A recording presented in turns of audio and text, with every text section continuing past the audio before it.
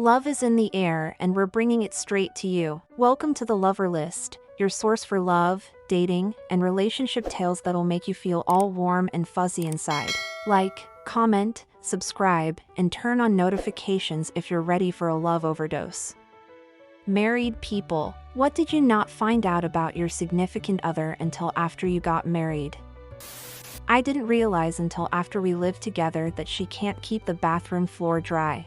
When she showers, I feel as though half of the time she points the shower head at the ground outside the shower. When she gets out, I imagine her shaking her body off in canine fashion.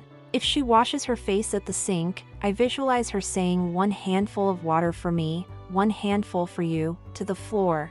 Edit. Thanks for the gold. I'm going to heat it up to 2000 degrees and pour it on the bathroom floor to see how she likes it. I know this is weird, but my boyfriend made a similar accusation of me when it comes to face washing. And I responded with, but the sink is so small. This turned into an argument, and I ended up having to literally demonstrate how I wash my face. I showed him how I leant right over the sink. Anyway, after that he agreed. The sink was too small. We now live in a different house, with a bigger sink. Life is peaceful. Not about my so, but about me. Apparently, I have a birthmark on my ass that looks just like a shit smear. I didn't know that until 2 weeks into the marriage she tells me about my permanent skid mark and that I saw it when we first started dating, and I really did think it was poo. It took me seeing it 3 or 4 times before I realized it was a birthmark. See, I'll always love you. God, I love that woman. Update. Just talked to my dad who admitted he has the same birthmark. I guess it's in our bloodline to have shit permanently smeared on our asses.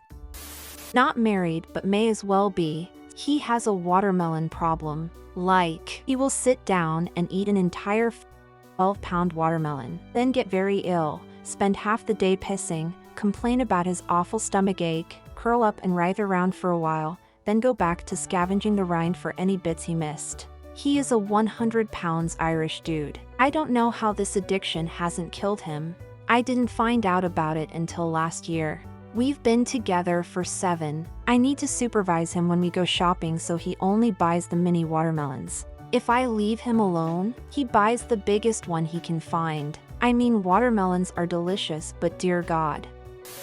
That she doesn't close any doors. Getting a glass for a drink? Door stays open. Getting silverware? Drawer stays open. Taking a shit? Door stays open. It's 4 a.m. and you are getting ready for work. What's that? A goddamn f***ing dresser drawer. Hello human shin.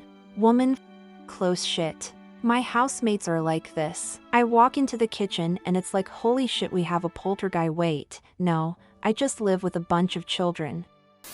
When I was about 20 and my parents had been married for 29 years, my mom said she was going to make squash with supper. My dad's response was to say no thank you. I never want squash again. My mom was all WTF.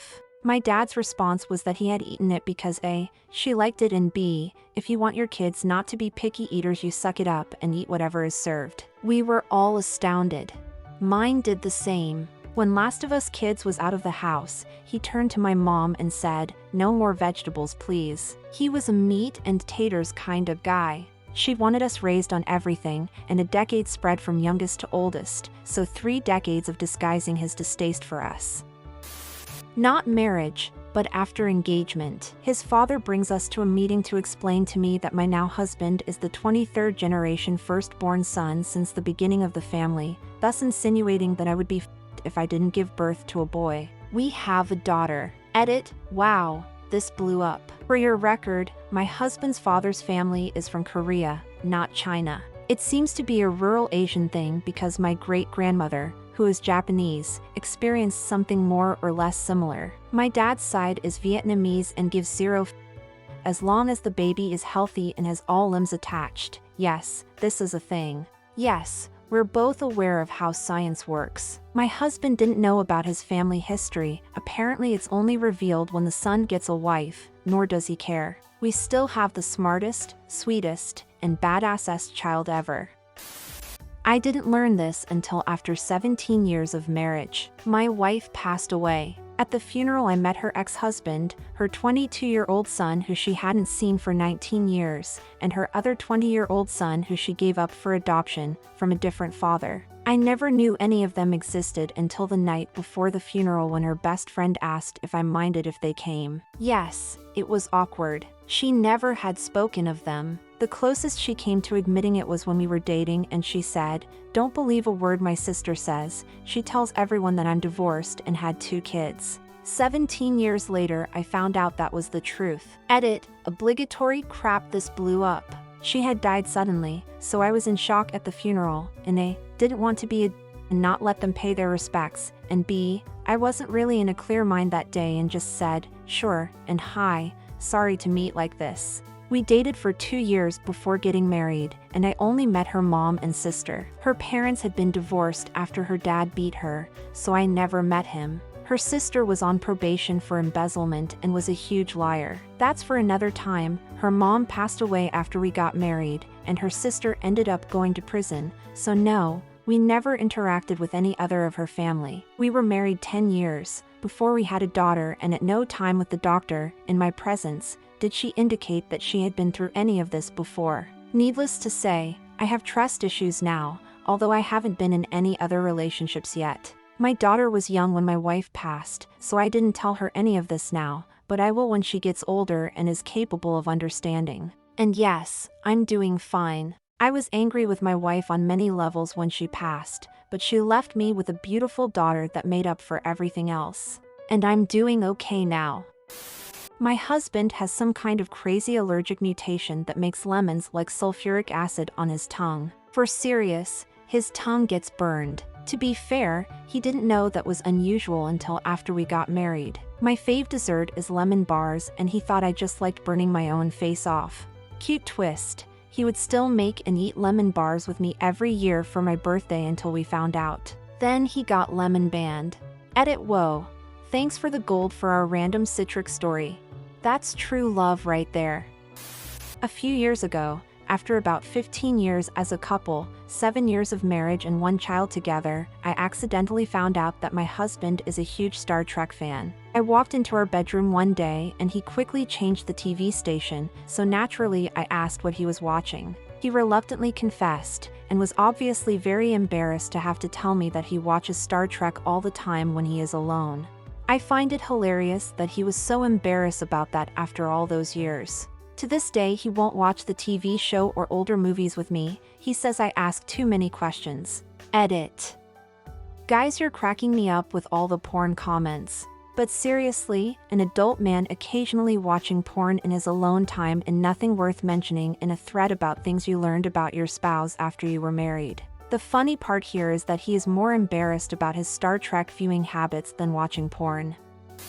While we were dating, my husband always told me this story about how he used to race dirt bikes and wrecked one time so badly that he had to have surgery to reconstruct his nose. I had wondered why he looked so different in his younger pictures. Anyway, it wasn't until we had been married several years that his mother heard me mentioning that story and how scary that must have been for her, worrying about her son, and she didn't know what I was talking about.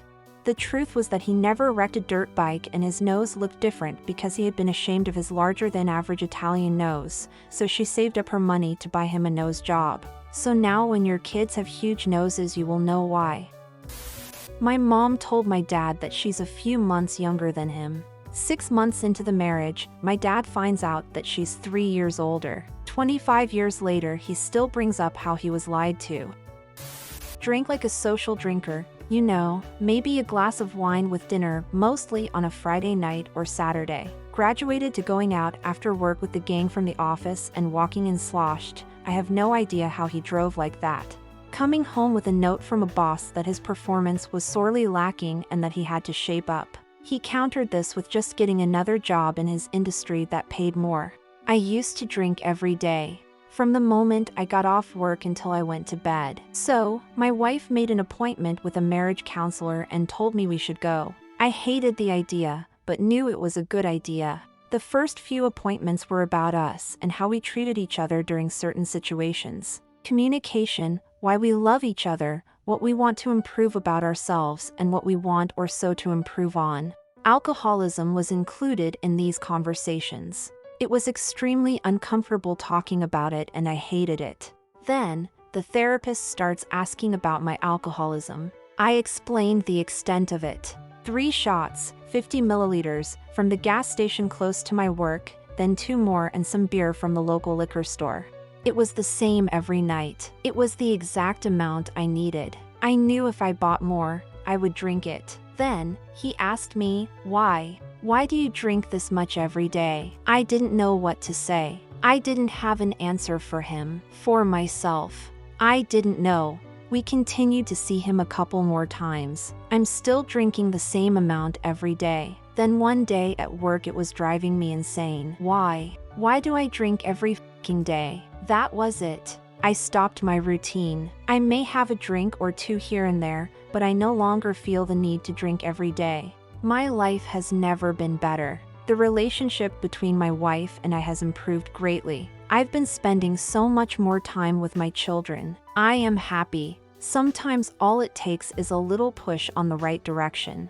Side note, I still see the counselor on my own. It helps a lot. I still think about drinking every day. I just choose not to. He specializes in substance abuse and counseling for couples. By the way, thank you, wife. You saved me. I love you. That he didn't spend all of Desert Storm in Berlin like he said he did. I found that out about 10 years after we got married. He was in the front row in a documentary on Desert Storm that was filmed, in part, in Saudi Arabia. Then, about 10 years after that, I found out that he didn't just drive a truck in Saudi Arabia and did indeed see combat. He won't talk about it and I accept that. He knows that I'm here for him if he needs to talk about it one day. Soldier guy here. Sometimes the problem isn't that they saw crazy shit. I mean, that's what everyone assumes when soldiers don't want to talk about the wars they were in. Sometimes the problem is that they feel like they never did anything. So many guys I work with tell their spouses nothing because it's better to let them guess than admit I never did anything. Sometimes treating soldiers like heroes is worse than treating them like normal people. You see on TV all the crazy shit that goes on, recognize that you weren't a part of it and feel embarrassed or ashamed. I have no idea what experiences your husband has had. Just recognize he's got reasons for telling you what he told you. And he's got reasons for not telling you the things he doesn't want to talk about. She's really bad at swimming. I discovered this on our honeymoon while we were about 100 yards from shore when she started having a panic attack. Edit, there were some questions asking how something like this could happen, so let me clarify. My wife grew up with a swimming pool, so she's comfortable in water. We're from NJ, so we've been in the ocean plenty of times. On this occasion, we were in Oahu. We had a catamaran excursion booked in the evening that left from Waikiki Beach, so we were hanging out in a bar in Honolulu for a bit. Our waitress, Linda, asked where we were from, and when we told her New Jersey, she got excited, telling us that she grew up there and just moved to Oahu a year earlier. She said she had a friend from home coming out the next day and they were going to the electric beach to swim out to a swimming with the dolphins excursion. She invited us to join her and we said yes. We had snorkel gear and she brought flippers for us. A note about this beach, it's called the Electric Beach because across the highway from it is a power plant. The actual shoreline where you could enter the water was only maybe 20 feet wide. Of this 20-foot stretch, half the left side had large rocks sticking out of the water, so we had a very narrow gap to enter. The left side was bounded by a rock wall and the right side was a cinder block wall. The cinder block wall was there to separate where the power plant releases its cooling water into the ocean. There were many hazard signs on the wall telling you not to go in the water. Whatever. No big deal. Anyway, we get to the beach and we meet Linda and her friend and they give us the flippers. My wife and I had snorkeled before but always off of a boat, and we've always had a life preserver on. We'd never just waded into the ocean with flippers. As we walk out, there were some decent-sized waves, big enough that without the flippers you'd get nowhere. We start to swim out and my wife is going very slowly. I see that she's kinda spinning her legs like a doggy paddle instead of slowly kicking up and down. Her hands aren't helping too much. I ask if she wants to go back because she's having a lot of trouble, but she says she'll stick with it. As we're heading further out towards the swimming with the dolphins boat, my wife tells me that it seems like she's not going anywhere. It turns out that the excursion was over and the boat was leaving, so we didn't realize how far we'd gone out. We turn around and when she sees how far out into the ocean she is, she has a full-on panic attack and starts hyperventilating. I remember thinking, oh and my wife is going to drown on our honeymoon. I didn't want to grab her and pull her in because my sister was a lifeguard for a few summers and told me that when people panic they can cause the lifeguard to drown in a desperate attempt to stay up. Instead, I just tell my wife to look at me and to just bob up and down by scissoring your legs back and forth very slowly. I show her with my fingers. She's having trouble with that because of the panic attack, so I start breathing in and out very slowly and visibly while telling her to do the same. We start to slowly swim back with me coaching her. When we make it back to shore, it's the most relieved I've ever been in my life, and I need to sit down for a few minutes to get my heart to stop pounding out of my chest. Later, Linda's friend gets back to shore and tells us a story of how a few months ago they went hiking on some unmarked path in the jungle at night and had to get airlifted out. That explained a lot. The next day I spent a few hours at our resort teaching my wife how to swim with flippers, and when we go on an official snorkeling excursion later that week she does fine. Thanks for tuning in to another episode of Love and Relationship Stories.